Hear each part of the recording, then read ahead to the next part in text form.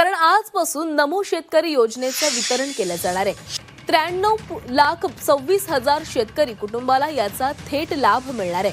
नमो शेतकरी महासन्मान निधी योजनेच्या अंतर्गत आजपासून 93,26,000 शेतकरी कुटुंबांना याचा लाभ वितरित केला जाणार आहे।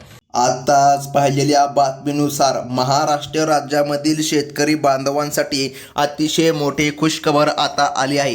हो शेतकरी बांधवांनो, गेल्या कित्येक दिवसापासून ज्या हप्त्याची तुम्ही वाट बघत होता तोच दिवस अखेर आज उजेडला आहे। म्हणजेच की महाराष्ट्र सरकारच्या माध्यमातून निर्णय घेण्यामध्ये आला आणि नमो शेतकरी योजनेचा 9वा आणि 10वा हप्ता या हप्त्यांना आता मंजुरी मिळाली आहे। हो शेतकरी बांधवांनो, गेल्या कित्येक महिन्यापासून जे रखडलेले हप्ते होते ते आता शेतकरी बांधवांच्या खात्यामध्ये जमा होत आहे। रखडलेला नमो शेतकरी योजनेचा 9वा हप्ता 10व्या हप्त्यासोबत आता येत आहे। राज्यभरातील शेतकरी बांधवांसाठी आजच्या मुहूर्तावर अत्यंत दिलासादायक बातमी समोर आली आहे। जो हप्ते रखडले होते त्याचं आता वितरण सरकारच्या माध्यमातून केलं जात आहे। डायरेक्ट सरकारच्या माध्यमातून वितरण होत आहे। त्यामुळे या निर्णयामुळे राज्यामधील लाखो शेतकरी कुटुंबांना मोठा आर्थिक दिलासा आता मिळाला असून आजच्या मुहूर्तावर या वितरणाची प्रक्रिया अधिकृतपणे सुरू करण्यामध्ये आली। हो शेतकरी बांधवांनो, तुमच्या खात्यामध्ये आता दोन्ही हप्ते जमा होणार, म्हणजे की 4,000 रुपये सरकारच्या माध्यमातून जमा करण्यामध्ये येणार आहे। आणि शेतकरी बांधवांनो, हे वितरण सरकारच्या माध्यमातून डीबीटी अंतर्गत केलं जाणार आहे।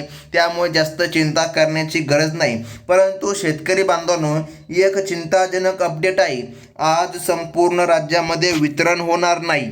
हो, तुम्ही अगदी बरोबर ऐकलेलं आहे। आज संपूर्ण राज्यामध्ये अजिबात वितरण होणार नाही। आज फक्त महाराष्ट्र राज्यामधील 15 जिल्ह्यामध्ये नमो शेतकरी योजनेचे 4,000 रुपये जमा करण्यामध्ये येणार आहे। मग शेतकरी बांधवांनो, कोणते आहेत ते 15 जिल्हे?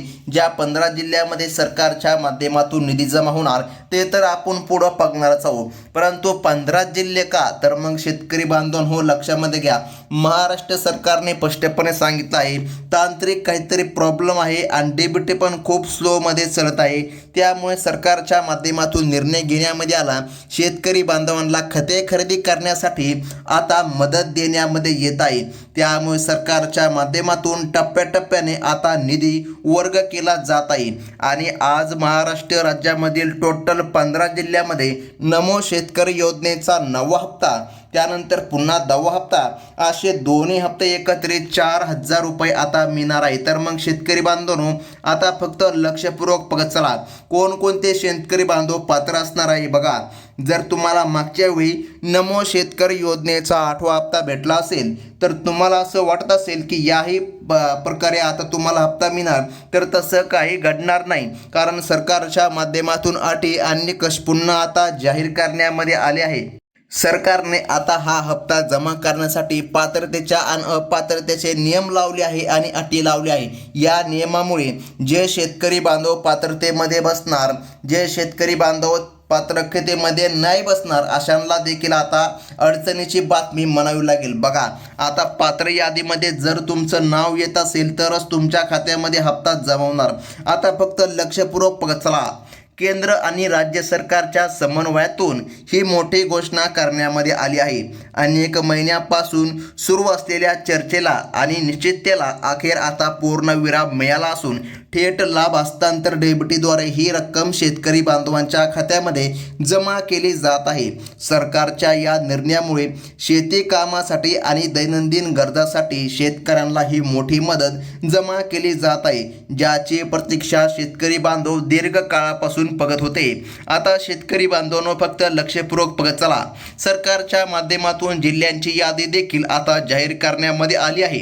टोटल 15 जिल्ह्याचा उल्लेख या यादीमध्ये सरकारने केला आहे। आणि शेतकरी बांधवांनो, सर्वात महत्त्वाचे निकष देखील आहे। निकषामध्ये जर तुम्ही बसत असाल तरच तुमच्या खात्यामध्ये हप्ते जमा होणार। बघा, हे सरकारच्या माध्यमातून निकष लादण्यामध्ये आले आहे किंवा घालण्यामध्ये आले आहे। बघा, ह्या निकषामुळेच आता भरपूर असे शेतकरी बांधव आहे जे की अपात्र सुद्धा होऊ शकतात। तर मग शेतकरी बांधवांनो, आता बघा, या योजनेचा लाभ मिळवण्यासाठी KYC प्रक्रिया पूर्ण असणे आणि बँक खाते आधारशी जोडलेले असणे अत्यंत अनिवार्य आहे.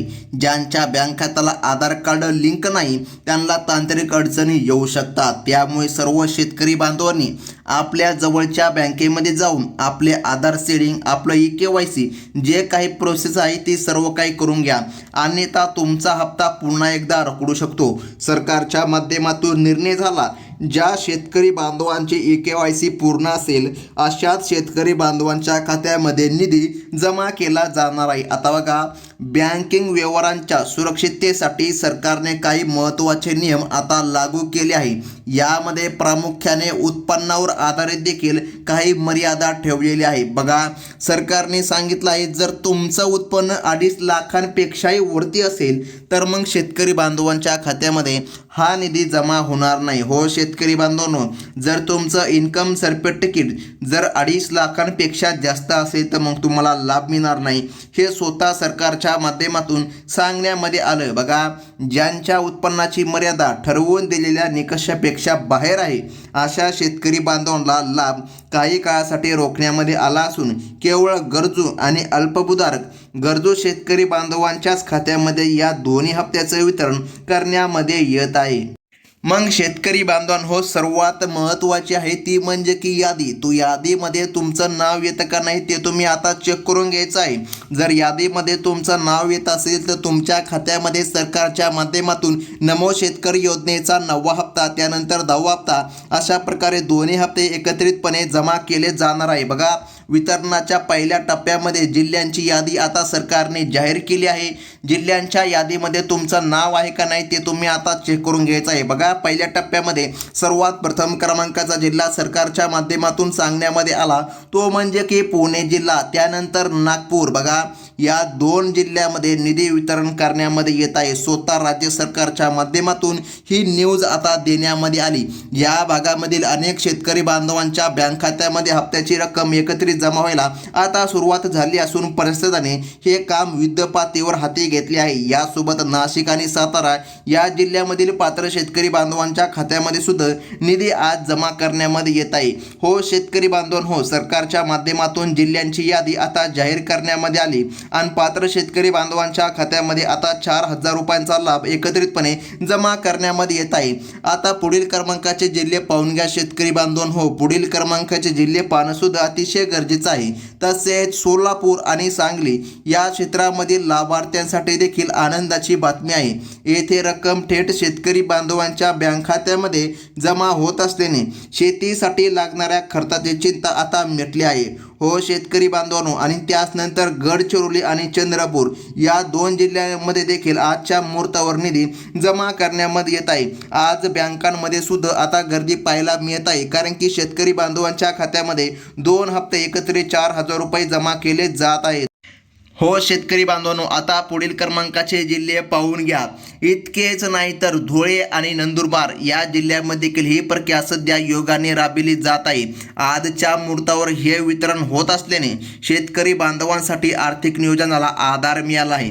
त्याचबरोबर बघा, वाशिम आणि वर्धा या जिल्ह्यामध्ये देखील पैशाचे वितरण पूर्ण करण्याच्या सूचना देण्यामध्ये आल्या असून प्रशासकीय स्तरावर ही कामे आता पूर्ण गतीने सुरू करण्यामध्ये आली आहे.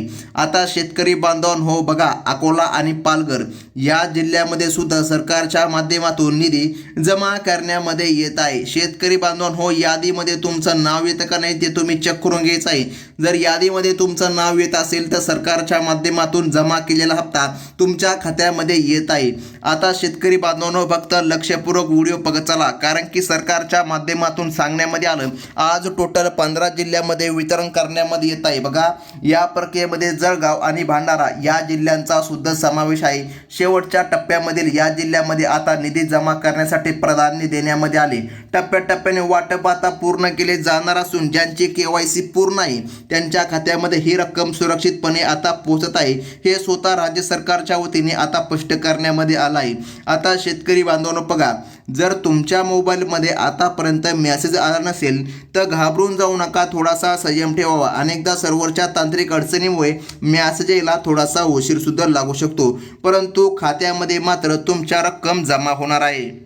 शेतकरी बांधवांनो, तुम्ही आपल्या बँक शाखेमध्ये जाऊन किंवा पासबुक अपडेट करून खालील शिल्लक रक्कम तपासून घ्या, कारण अनेक शेतकऱ्याला मेसेज न येण्याचे तांत्रिक कारण सुद्धा असू शकते. आता शेतकरी बांधवांनो, सर्वात महत्त्वाचे आहे ती म्हणजे की यादी संपूर्ण पाहिल्याशिवाय व्हिडिओ अजिबात बंद करायचा नाही. हो, सरकारच्या माध्यमातून बँकांची सुद्धा यादी जाहीर करण्यामध्ये आली.